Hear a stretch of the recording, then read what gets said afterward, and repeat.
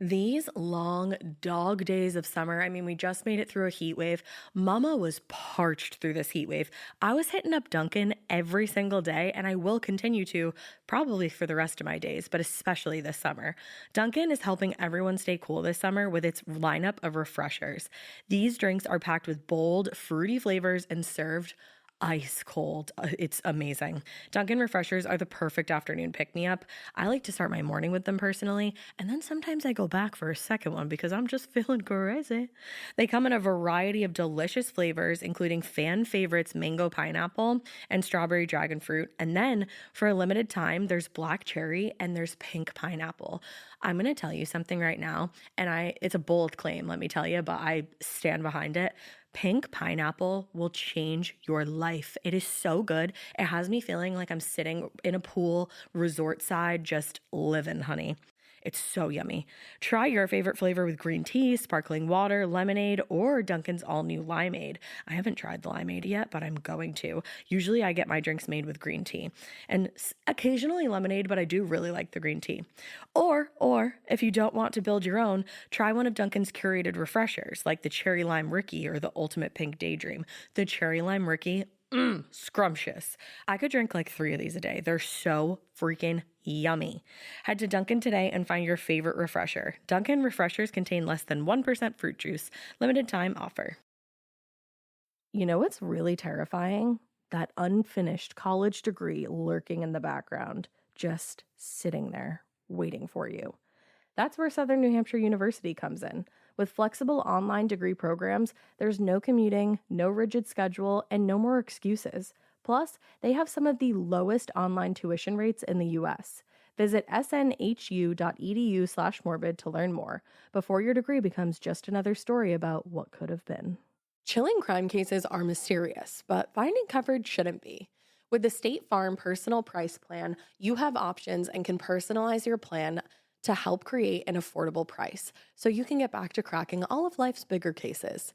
Talk to a State Farm agent today to learn how you can choose to bundle and save with the Personal Price Plan. Like a good neighbor, State Farm is there. Head to statefarm.com to get a quote. Prices are based on rating plans that vary by state. Coverage options are selected by the customer. Availability, amount of discounts and savings, and eligibility vary by state. Hey weirdos, I'm Ash. And I'm Alaina. And this is a listener morbid. It's a listener morbid.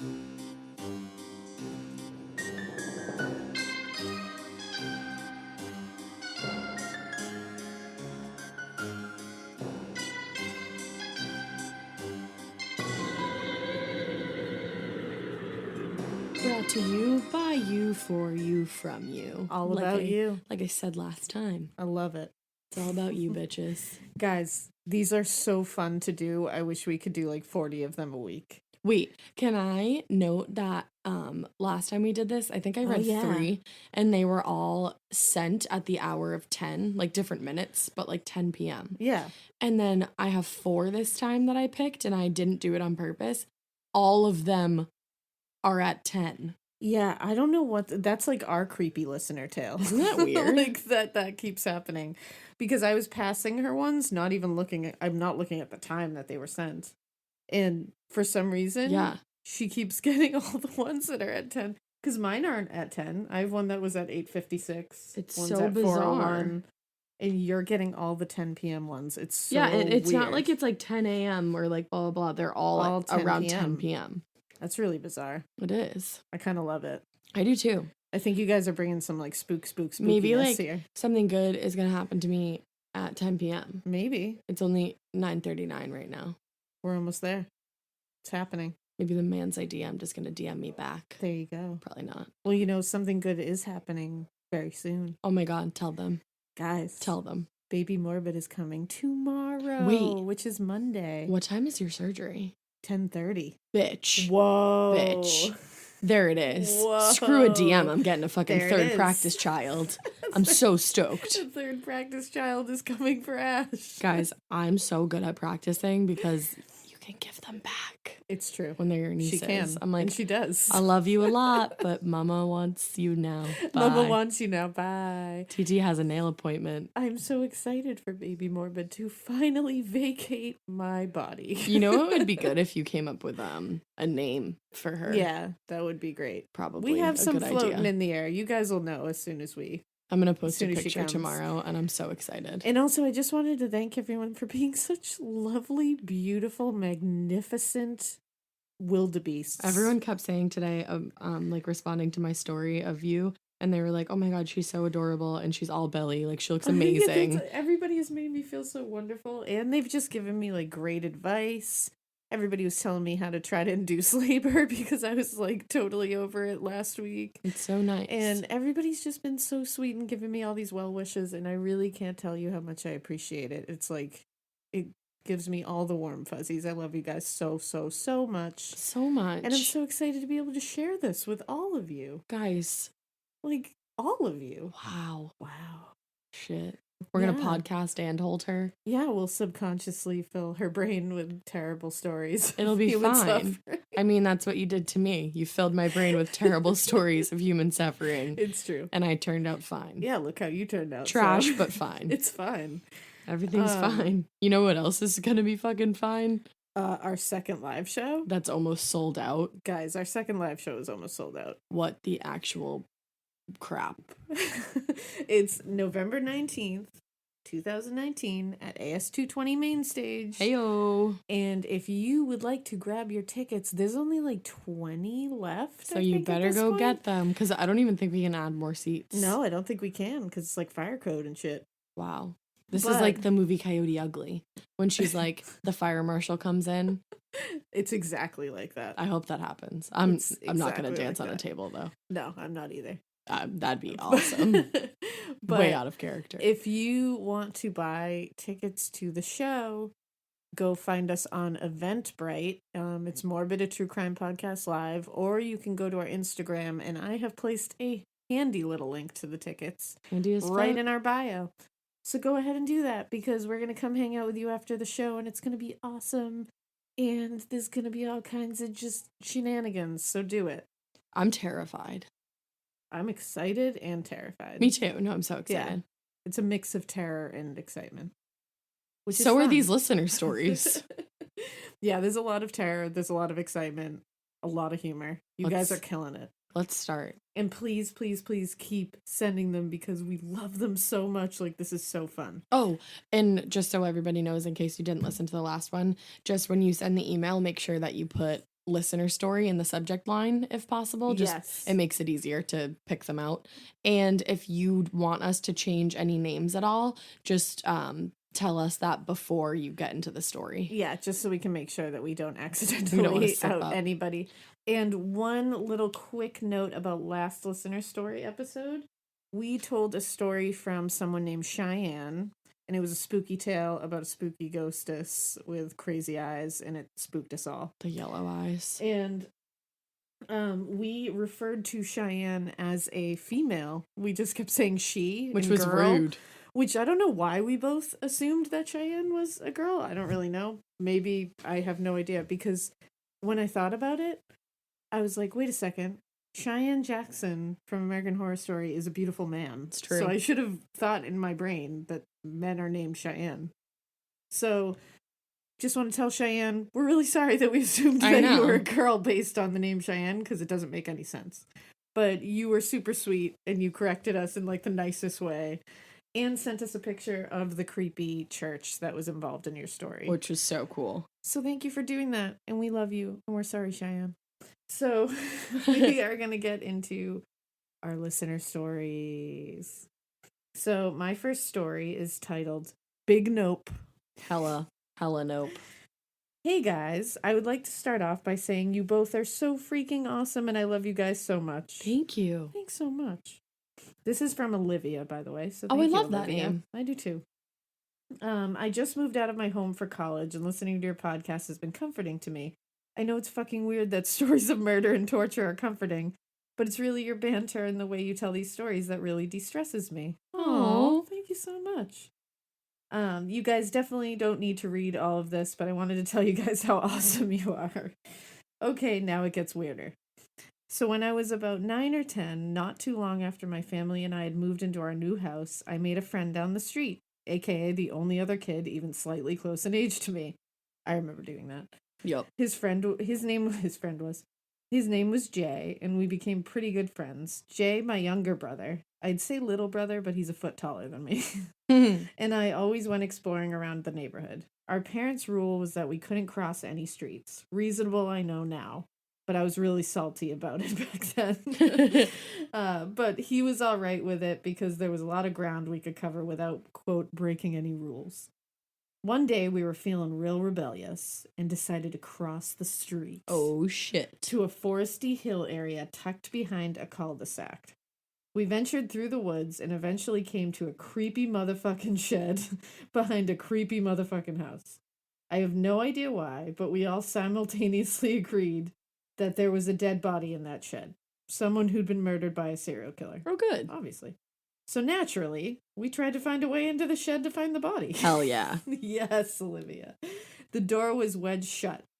Or 2 10-year-olds and an 8-year-old weren't strong enough to open it.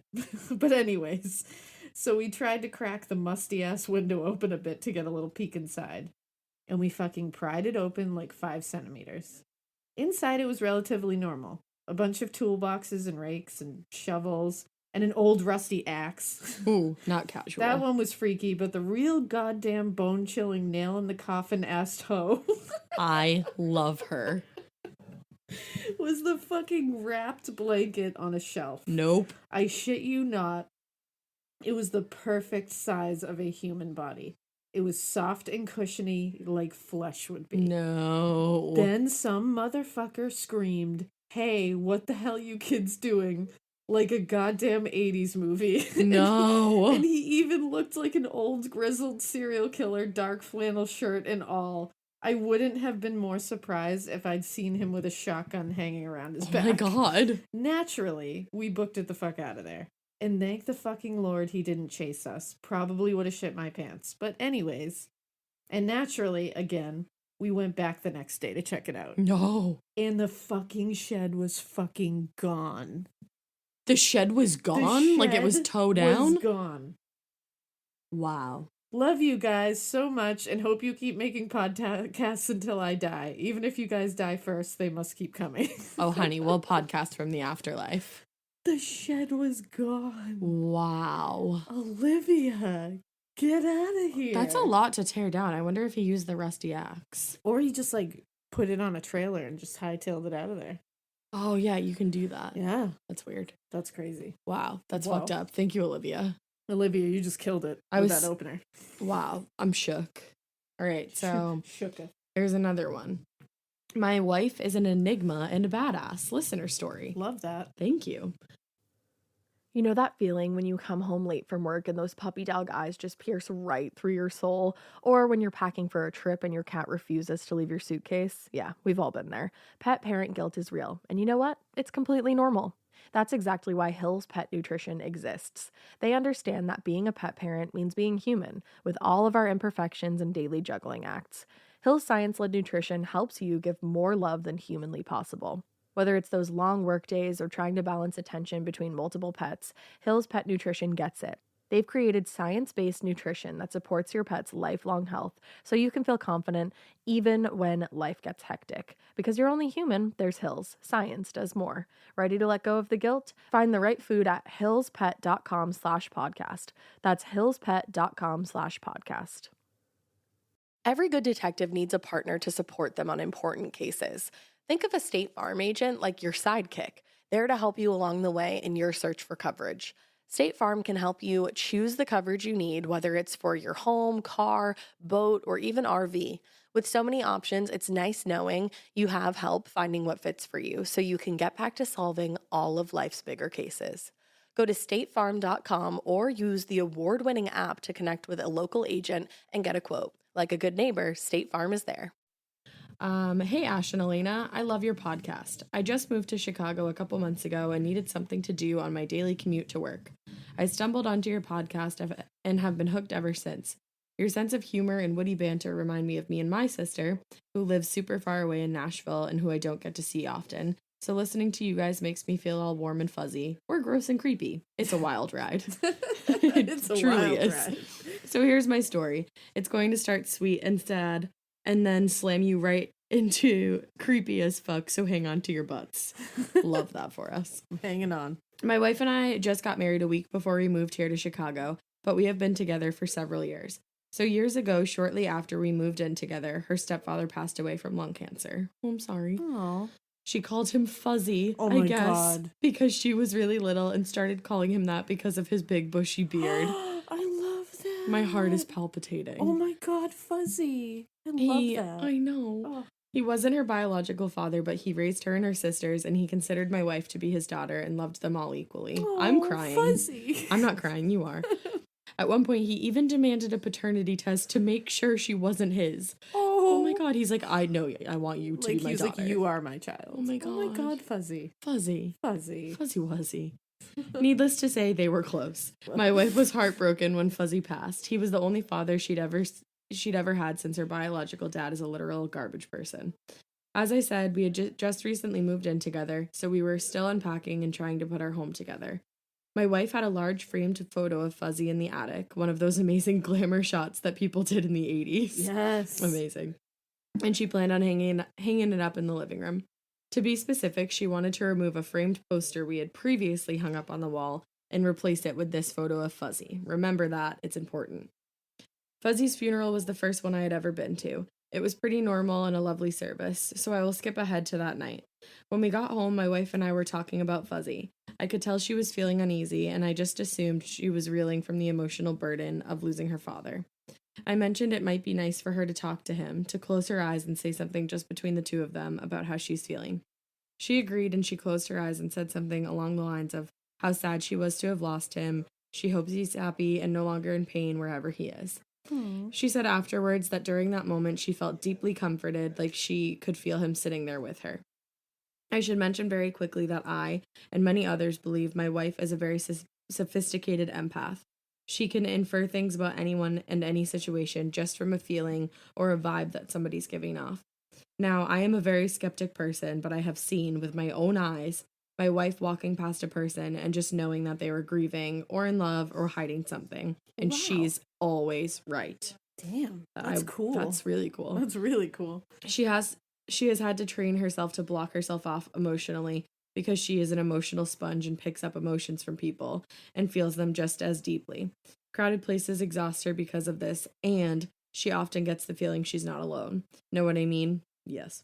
But yes. She will maintain that she does not believe in ghosts. I think it's just that she doesn't want to, especially after this incident. That must be really hard and exhausting. Yeah, it kind of reminded me of like the Long Island stuff. Medium. Yeah, because she would always be like, "I'm just so tired." Because I'm so tired. That was my Long Island. You're just taking accent. On everybody else's like emotionals. So many emotionals. No, so many emotionals. Too many emotionals. All right, so that night, my wife and I are sleeping when we hear a loud bang coming from the living room, as if something large fell onto the floor. Honestly, I wasn't worried at this point because we have cats and they like to tear through the house at night like Sonic the fucking Hedgehog. So I got up just to make sure nothing was broken and no one was hurt. When I walked into the living room and turned on the light, I saw what caused the noise. The framed poster that I had mentioned earlier had fallen off the wall. Above it, hanging in its place, was that large photo of Fuzzy. What? The one that was supposed to be in the attic. I was going to say, wait a second, Fuzzy. I knew my wife hadn't hung it up because we had been together all day and it wasn't there when we went to bed. Just in case I was losing my mind, I went back to her bedroom and asked if she had hung up the photo. She said no. When she came out to see what had happened, she told me that I was an idiot and to stop fucking with her. And I was like, I didn't do this. I've been with you all day and I've been in bed with you this whole time. She just kind of stared at the scene for a minute and then she went over to the wall, took the photo down, and without a word, she took it over to the hall closet, shut the photo inside, and went back to bed. She left me standing there in the middle of the room, confused as fuck. So I was like, okay, I guess I'll just hang this poster back up. And I went to bed as well. The fucked up thing was that the only way to the attic is one of those folded up ladders that you pull from the ceiling with a rope. And the hinge on ours was really noisy, and it was right outside of our bedroom. So I definitely would have heard someone going into the attic. I'm not usually the type of person to go straight for, it was a ghost. But there is literally no logical explanation for what happened. The next morning, when I asked my wife, what the fuck, she just said, weird stuff happens around me sometimes. I don't want to hang up the picture anymore. I had no idea what that meant, but I didn't press. It was apparent that she did not want to chat about it. She suggested that her sister might like to have the photo and we could take it to her tomorrow. The very next night, my wife and I are in bed again. This time we hear one of the cats yowling and hissing. Again, not really that weird because my cat is a dick. The cats are really close, but shit happens sometimes. As I'm getting up, assuming that I'm about to break up a cat fight, I hear another loud bang, same as the night before. I looked at my wife because I was scared shitless at this point, but she just looked pissed off. She got right up and marched into the living room, and I heard her say, Jesus fucking Christ. The next thing I know, she's in there yelling, leave me alone. You're gone and I don't want you here. You don't belong here. You're scaring me. Go away. Oh my God. Ooh. I just got the chills. Yeah. I will fully admit that I am a huge pussy, and I stayed in there in the bedroom while this went down. I would have gone in there if it sounded like she was in trouble, but it kind of seemed like she was handling it. She's like, she's got it. She's like, it's fine. I had no idea what was going on, but I had to assume it was the same shit as the night before, and I was too scared to go look. The main reason I was so terrified was because my wife wasn't just yelling that stuff into the ether. That's how you say that, right? Ether. Wasn't just yelling that stuff into the ether. I don't know why, but I could just feel that there was someone else in there with her. I can't describe it. It was just this uneasy feeling like there was someone there who should not be. We did not go back to sleep that night. Yeah. My wife told me that this was not the first weird-ass thing that's happened to her, and she gave me a few more stories about some shit she couldn't explain. She said sometimes she feels things try to attach to her that don't belong there, and she just tries to ignore them, and eventually they let go. She said that up until that point, she felt like Fuzzy was still attached to her and wouldn't let go because he was too protective and stubborn. And she said that honestly it was comforting to her. She said, I'm not saying it was him, but if it was, he's gone now. The next morning, I put the photo in the car and I took it to my wife's sister. She really appreciated receiving it and promptly hung it up. It's still hanging there, and as far as I know, nothing weird has happened. I still get the creeps when I go over there and see that photo. I have no explanation for any of this shit. It's still the weirdest and creepiest thing I've ever experienced in my whole life. I've asked my wife many times what she saw when she went into the living room that night, but she doesn't like to talk about those 2 nights after Fuzzy's funeral. And if you ask her, she'll just tell you that she doesn't believe in ghosts. Thanks for reading my stories. I love you guys. I'm all caught up with your podcast, which is great, but also kind of sucks because now I have to wait for new stuff. You should do a live show in Chicago soon. My wife and I would definitely come. Yours truly, Grace. Grace. Whoa, Grace. That was a wild fucking ride. That was a hang on to your butts moment. Wow. That was wow. What a bad bitch your wife is for just being like, you know what, Fuzz, I love you, but stop. You know what, Fuzz, love you, but you gotta stop. It was real. Now you gotta go. Now we do have to do a live show in Chicago so we can meet you and your wife. Yeah, because that's amazing. That's awesome. I also love that she was like, I'm a pussy and I didn't go out there. I love that. She sounded like she could handle it. I love that. She's like, you know what? She sounded like she was doing just fine. And I totally would have got up and helped her. She's like, I was sending her good vibes. But she's like, I know my wife is a badass, so I'm not even worried about it. Oh yeah, like that's awesome. I know. Grace, thank you for sharing that. All right, my next tale is Thunderbirds and Moving Pictures. Oh my. Oh, moving pictures. Yeah, that's funny. Moving pictures. Weird. So this is from Emily. And it says, so, you know when you think you're totally cool with the supernatural till you experience it on a personal level and it completely shakes you and you realize you aren't the badass you thought you were? Well, buckle up, weirdos, because this shit is weird. Oh, I'm stoked. My dad's side of the family lives in Alabama. 2 years ago, I was there visiting my papa when it all began. He lives in a huge chunk of land. Trees are the Alabama skyscrapers, and it's just perfect. Oh. Unbeknownst to me, my Nana was a medium of sorts. She could read tarot cards, had an overall sixth sense as to who people really were. So fucking dope. Right. Nope. That wasn't my commentary. She literally wrote, Nope. She passed away 10 years ago. R.I.P. Oh, R.I.P. Again, I didn't add that. She wrote that. But when she passed, my papa never touched her tarot cards. Said he didn't want to touch or disturb whatever was attached to them. 100%. Her. Fast forward 6 years. He has a girlfriend. Totally cute and weirdly reminds us all of her. Oh. But that's not the weird part.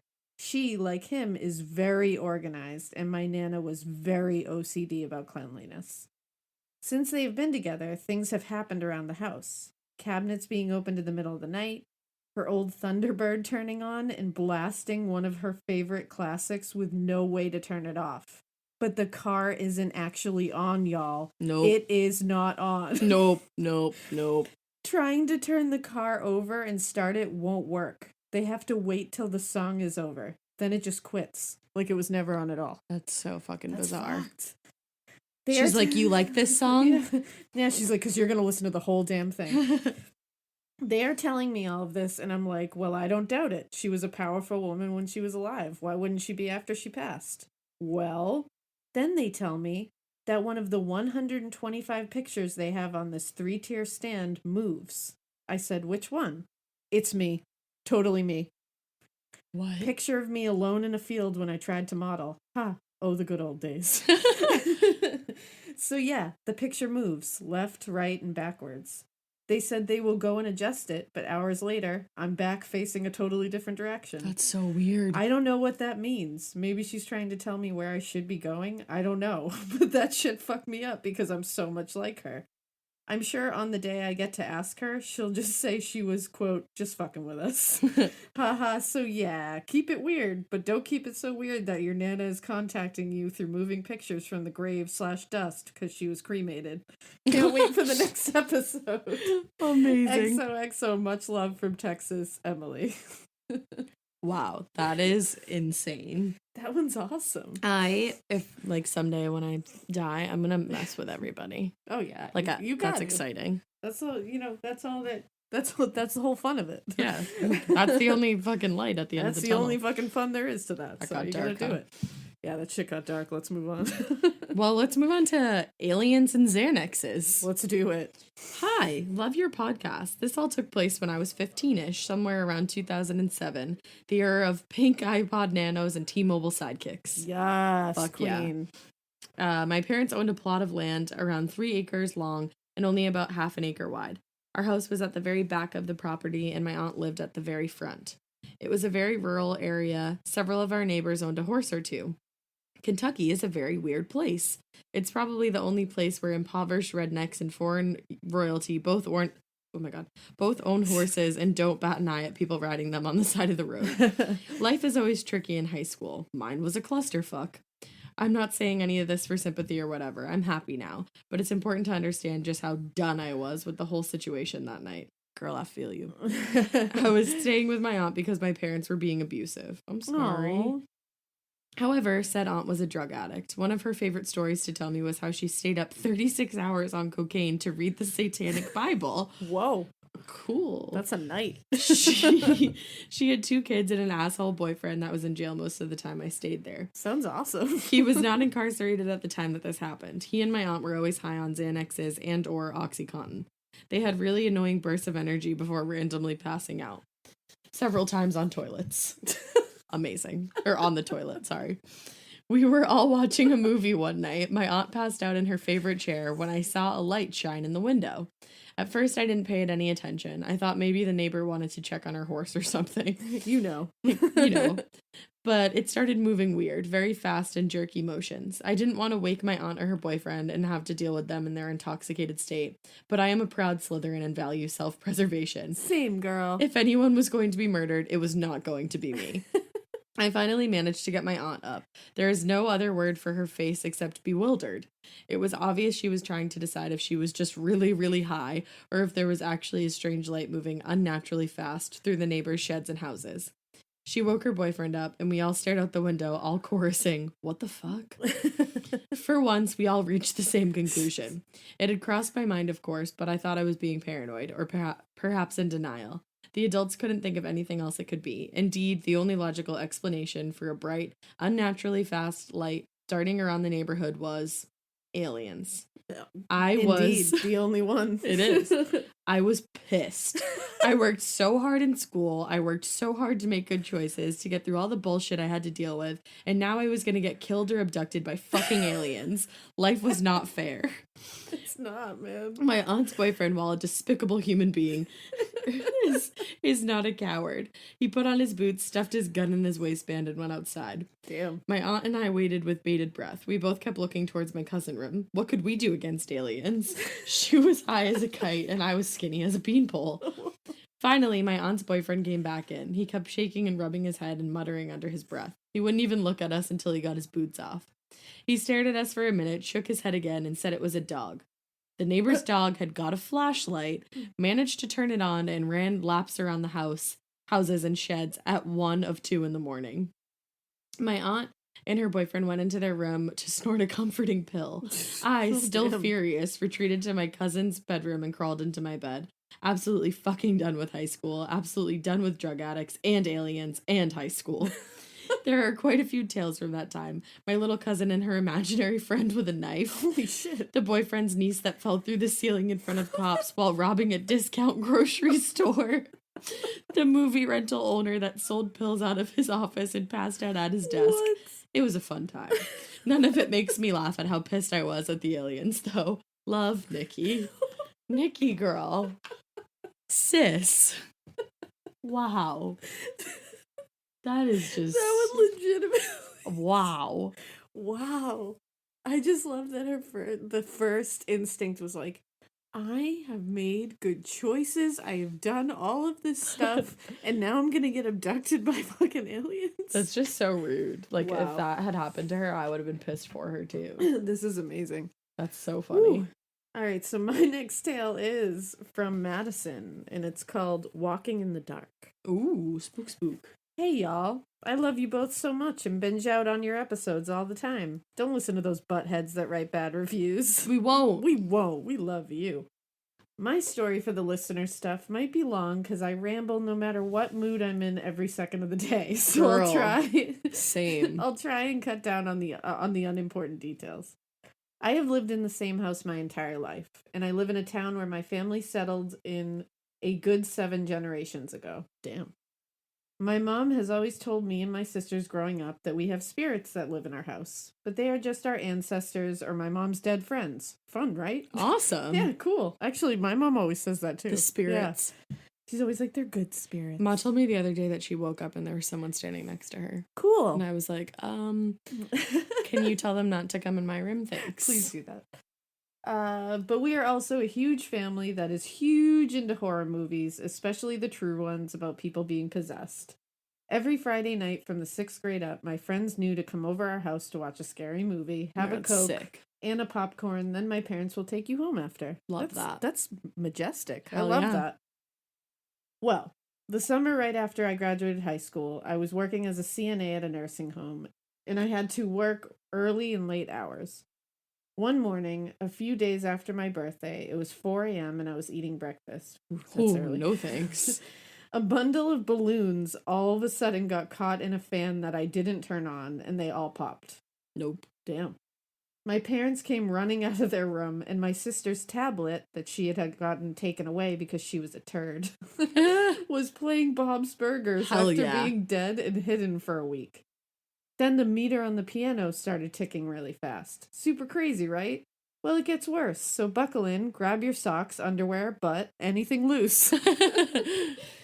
A few nights later, I kept waking up in the middle of the night with all my blankets off and laying in the middle of my bed, perfectly still, unable to move. No. One night, I got done watching The Conjuring after work. Fell asleep like a baby, but woke up again around 2 to 4 a.m. Somewhere in that time frame... Oh, I'm totally having contractions right now. Oh, shit.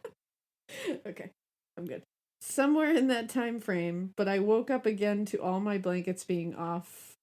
To all my blankets being off of me, but this time folded at the end of my bed. What the fuck? And I heard someone walking in the hallway and living room. Thinking it was my little sister Emery, who sleptwalks sometimes, I yelled for her to come in, because I couldn't move at all. But I kept hearing the shuffling sound. Oh my God. It would go up and down the hallway, into the living room, then back to the hallway. And I could not see anyone walking, but I could hear them. And I was trying to sit up to see better, but I couldn't see anyone. And I realized no one was downstairs. Chills started to run up and down my spine. The shuffling kept going on. Then all of a sudden, I heard the shuffling sound run into my room and hit my bed. And this burst of cool air came over me, and I lost my freaking mind. What? Pulled my blankets on top of me and put my pillows and basically everything but my mattress on top of me. I sat quietly trying to see if I still heard it. I could. It was out in the living room. Somehow I got back to sleep? ? What? The next day I told my mom that something weird happened to me. She told me not to tell my little sisters and to stop watching scary movies so often. And if I got the chance to ask the spirit if it was a good or a bad spirit.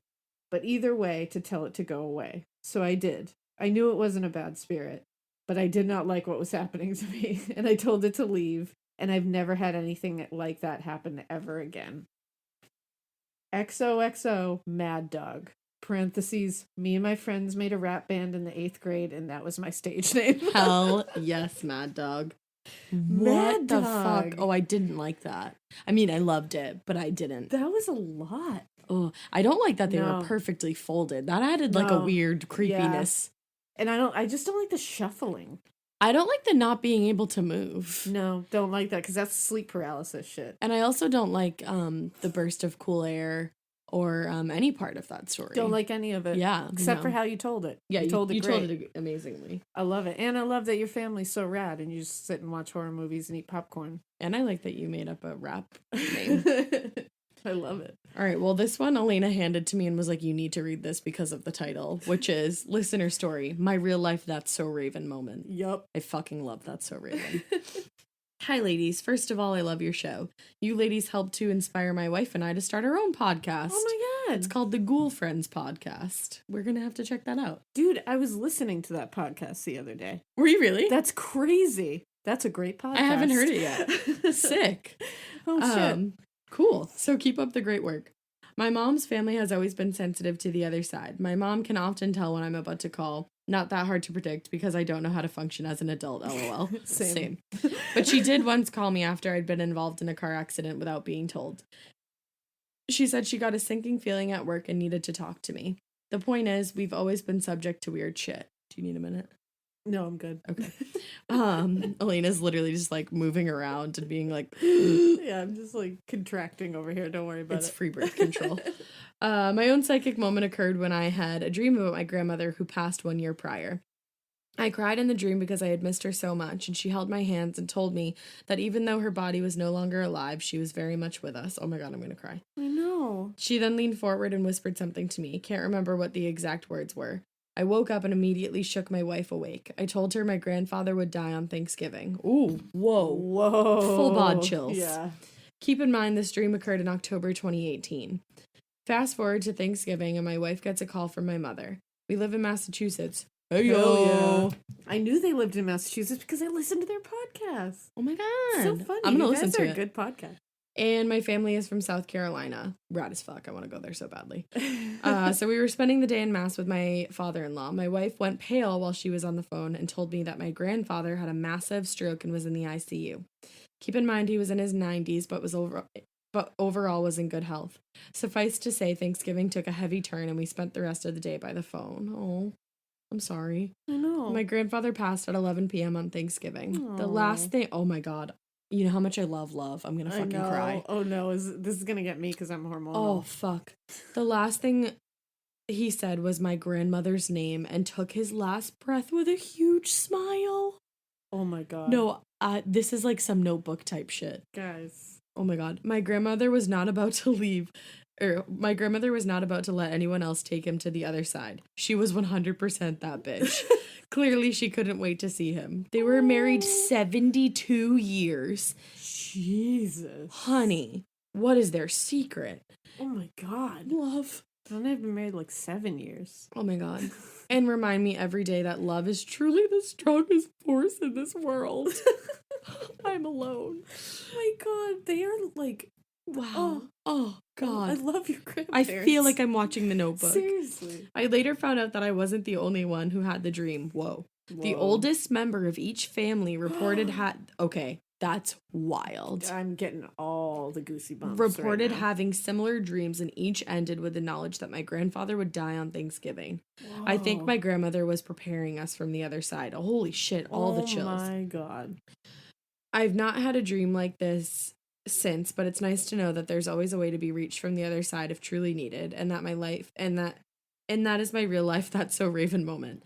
I also wanted to recommend researching Pee Wee Gaskins for a future episode. Oh yeah, he's on my list. He was a prolific serial killer in South Carolina, and for being so short was a giant sack of shit. 100%. He really was. My mom worked as a forensic pathologist on the case and even testified in court against him.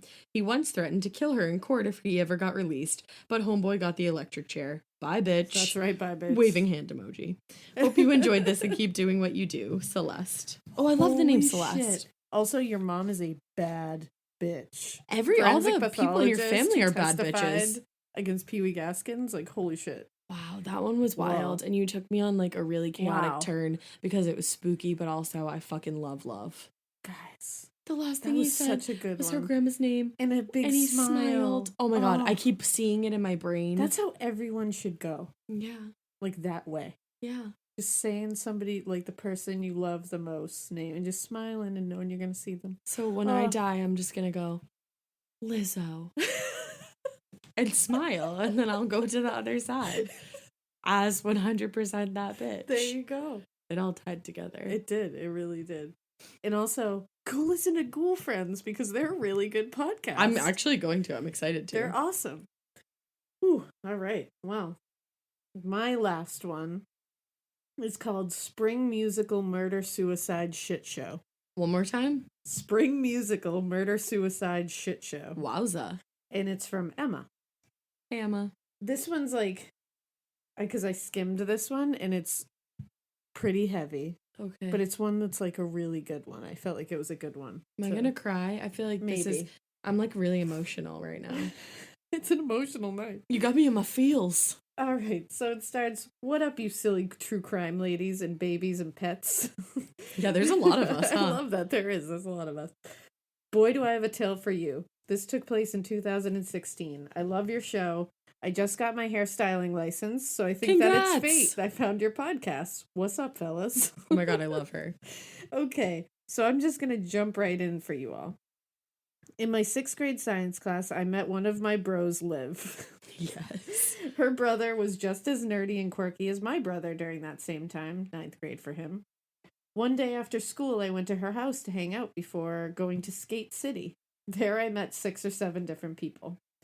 One of those people was the most radiant and kind people ever in the world. Her name was Denver Wolf. What the fuck? What an awesome So you name. just found out what you're naming your kid, right? Denver Wolf. That is an amazing name. Her parents were hippies. It says, I'm in Colorado Springs, by the way. Flash forward to my freshman year, Denver's junior year, and my brother's senior year. After the first day of school, all the theater dudes came together to begin putting together a variety show, singing, dancing, skits, stand-up, or whatever. In the theater department at my middle school and high school, this was the most hype shit ever. Robin Williams passed away that year. Oh, yeah, shit. He did. And as you know, hella folks respected him because he was a true actor and honestly the hallmark of my childhood or whatever. Mrs. Doubtfire. Yeah, we just watched that. Oh, I love him. As tribute, this wonderful woman, Denver, invented something amazing, speed painting. They played the genie's song from Aladdin, and 3 people painted a different character played by Robin Williams. That's so cool. That is cool. It was so innovative and different and interesting and even beautiful, just like Denver. The show went amazing, and I was never so hype in my life till then. So next thing, the spring musical of 2016 was Seussical the Musical, and it slapped. Seussical the Musical? That's the Dr. Seuss. I love that. Denver was the most gorgeous zebra I ever saw. I played thing 2 because this brat said, I'm skinnier than you, so I'll be thing 1. Fuck you, lady. On closing night, our director pulled us into the back room and made us all hold hands. She said, look to your left and then your right. Recognize everyone in this room because chances are we will never be in the same room with this exact group of people again. And goddamn was she right. Oh, I have chills and I don't even know what happens. Following the last night of our godly production began our spring break. On the way to the first day back to school from break, I saw a girl pulled over on the highway just sobbing in her car. Oh no. I didn't think much of that at the time because I figured it was just high school drama. Midway through the day, all faculty was pulled into the halls and handed a piece of paper saying, Denver Wolf has passed away this past Friday. Her death was a direct result of domestic violence. Oh, no. And it broke the hearts of students and teachers around the school to hear this news. I have, like, I know. I'm, like, literally getting chills right now. Denver was an icon. During Seussical the Musical, she would stay in the dressing room doing caricatures of each cast member in their respective Sue's costumes. She was the president of the National Art Society at our school, and she had convinced the ceramics teacher, as well as the school board, to let us create mosaic murals for these big-ass empty walls. It took a couple weeks to understand the whole story of how her last hours played out. Driving home from her annual spring break camping trip with her father, that nasty fuck... No. Oh, no. That nasty fuck had pulled over and shot his only child 3 times in the chest. Oh my God. He sat with her body while she bled out and proceeded to take out a notebook out of his bag and take fucking notes on how it felt to shoot his baby. He moved her body into the back seat and drove about 40 miles. He parked and then shot himself. Her body was left in the car for 7 hours before anyone called the police. Oh my God. All right. Now that I'm all pissed off, let me tell you babies how this story concludes. My mom noticed I was really struggling to deal with all of this, so she booked us tickets to go see a medium in Denver. Oh gosh. On the drive up there, we talked about the move over law, which was created when a state trooper was hit and killed on the highway. My mom sang to me, "You Are My Sunshine." Oh. And obviously we talked about Denver. When we got there, one of the first things the medium said was, did someone lose their husband? And the fucking Colorado State Trooper's wife was in the crowd. Oh, wow. So I got goosebumps. When the medium worked her way to our side of the room, she just started saying, Sue, Sue, Sue, Sue's. Oh. She asked if anyone had lost a young friend with an old soul in a traumatic way. Oh my God, I'm about to cry. So I told her about Denver. I thought she was wrapping up the conversation, and she literally started singing You Are My Sunshine. So my mom and I cried like babies, and thinking about that conversation to this day gives me butterflies and chills all in one. That's exactly what I just felt right now. I have like a tear in my eye. I just wanted to share her story because her legacy will forever be my greatest inspiration. Wow. Since her passing, the art studio she hung out at dedicated a little corner gallery to Denver. Our ceramics teacher at the high school got permission to paint a separate mural in the hallway. The painting shows a beautiful cloudy sunset created by a spray paint can.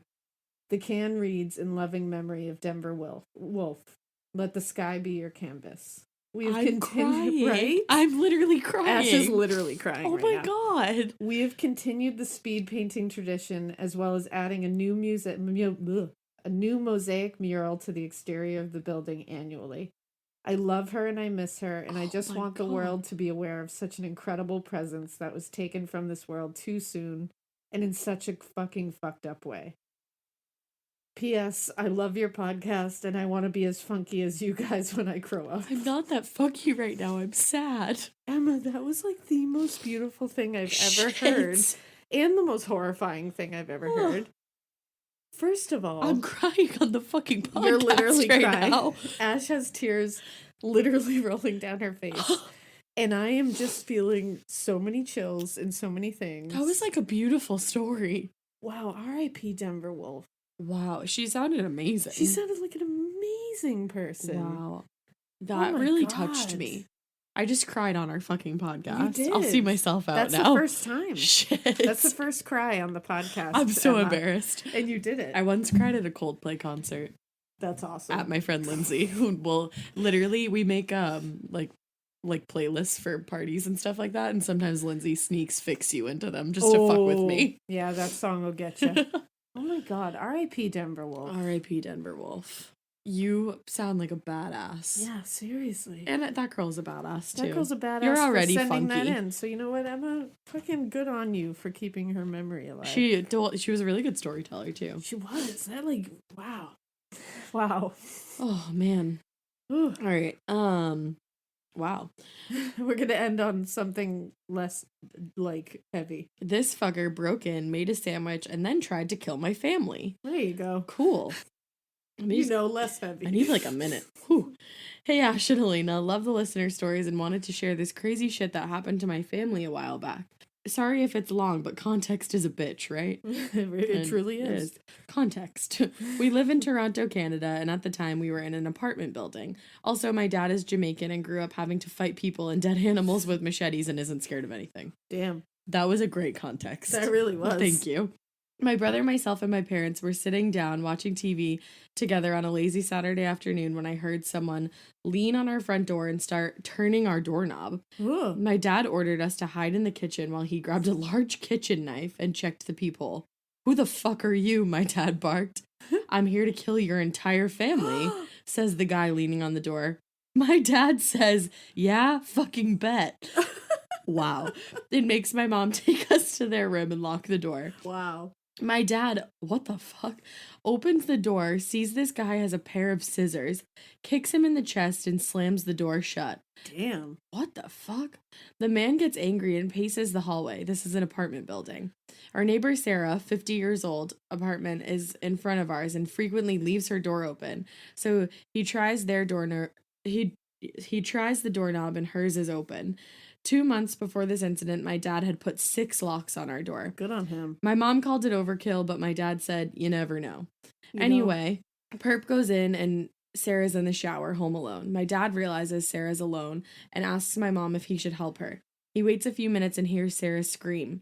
My dad grabs 2 knives and opens the door. Sarah got out of the shower to see this perp is sitting on her sofa eating a fucking sandwich. What? I mean, the balls on this prick are huge. Holy shit. My dad sees he's clearly a drug addict and decides to challenge him to fight in the hallway to get him away. He's like, "Yo, come fight me." Come fight me. To get him away from Sarah. By this time, my brother and I managed to escape our parents' room and are crying on our balcony hysterically. Aww. I call 911 and scream at the dispatcher that we are children and a scary man is trying to kill us all, and my dad is trying to protect us. Oh. Wow. Thankfully, the police station is a 5-minute walk from our building. The cops roll up and casually stroll up to the building. Cool. Goddamn Toronto police are sometimes worse than the LAPD. My dad slaps the guy in the face with a knife. It's a Jamaican thing when you're fighting someone. Holy shit. Casual. That's intense. Knocking the scissors right out of his hands. My dad comes back inside with a bloody arm from the fight and locks the door. Suddenly, we hear metal scraping against metal in the hallway. My dad looks through the peephole and sees the perp sharpening 2 massive butcher knives, screaming, "Come and get it!" What? And at this point, my dad realizes he can't fight a guy with 2 sharp knives and decides to barricade our door. Good call. As the cops take their sweet time walking through our building courtyard, I scream to them, "He's got a fucking weapon. Get in here. He's trying to break down our door." The cops look up, see me and my brother crying, our mom holding us, and immediately draw their weapons, kick in the glass doors, and head up to the 3rd floor. The perp is stabbing our door, and we hear the cops scream, "Drop the fucking knife, James." James. My dad says, "What the fuck? They know this clown?" Thankfully, they didn't shoot him in the hallway, which would have been traumatizing. We hear them arrest him, and my dad goes out and yells at the guy. The cops take our statement and scold my dad for fighting him. My dad gets cleaned up from being stabbed with scissors and reminds Sarah why it's important to lock her door. My brother and I couldn't sleep without vicious nightmares for weeks. We were terrified that he would come back and finish the job while our parents were at work. Oh. 3 months later, we receive a summons to testify for the Crown. In America, it's the DA. My parents go and leave us out of it. James receives a sentence of 4 years or some bullshit. Holy shit. Kidding. 6 months after that, we receive a letter that he hung himself in prison. I slept like a baby once I heard that. Yeah, that's good news. Yeah. But basically, our dad is a hero, and Sarah learned a valuable lesson that day. She bought extra locks the next day, and my dad helped get them set up on her door. I should have mentioned that my dad also has a very thick Jamaican accent, so it's hilarious now that we're older that he fought a guy to protect us. Also, Sarah moved out within a few months of the incident, and whenever she sees us on the street, she reminds us that she locks her doors and windows now. When I moved out a year ago with my fiance, the first thing my dad did when he helped us move in was put a deadbolt on the door and buy us a machete and a baseball bat. Anyway, keep it weird. And she didn't want us to say her name. Wow. Your dad is a true badass. Slapped him across the face with a knife. That's the kind of comedic relief I needed. And I love that he's just like, well, I'm going to protect everybody in this building right now. Like, I'm going to fight this guy to protect everybody. And then the guy had scissors and 2 fucking like, what the butcher knives. Like, what? And Sarah, come on, girl, lock your door. I'm glad she locks her door now. Me too. Got it, Sarah. But it shouldn't have taken that, Sarah. Sarah. Wow. Those were great. Those were really fucking good, dude. Really good. I can't believe that story hit me. Right in the heart. Yeah. That Denver Wolf story will stay with me. Yeah, I don't think I'm ever going to forget that. I don't think anybody will. So I'm really glad I'm glad that Emma sent that into us, because I think everybody's going to listen to that and be like, whew, wow. I'm going to feel some things. And I think it is important to share that story, because she sounds like I'm just so person. Sad that she's gone. And what a horrific way to go. Yeah, I can't even. It's so awful.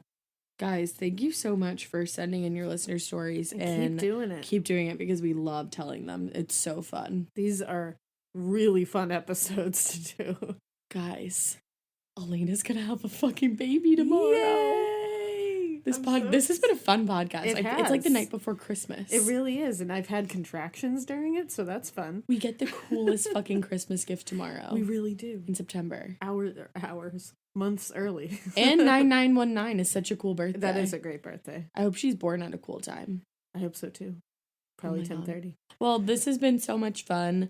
And if you want to see pics of baby Morbid's head, yay! Because we're not going to put her face on the internet. No. Follow us on Instagram at Morbid Podcast. Hit us up with some more listener stories on the Gmail at morbidpodcast@gmail.com. Follow us on Twitter. A Morbid Podcast. Check out the website that Alaina designed. Morbidpodcast.com. Join the fucking Facebook group. It's rad. Do it. Morbid, a true crime podcast. And if your ass is feeling so inclined, why don't you donate to our Patreon at patreon.com/Morbid Podcast. We hope that you keep listening. And we hope you keep it weird. But not so weird that you stop writing us listener stories, because I really enjoy them. Thank you. Bye. They're so fun. Bye. Bye.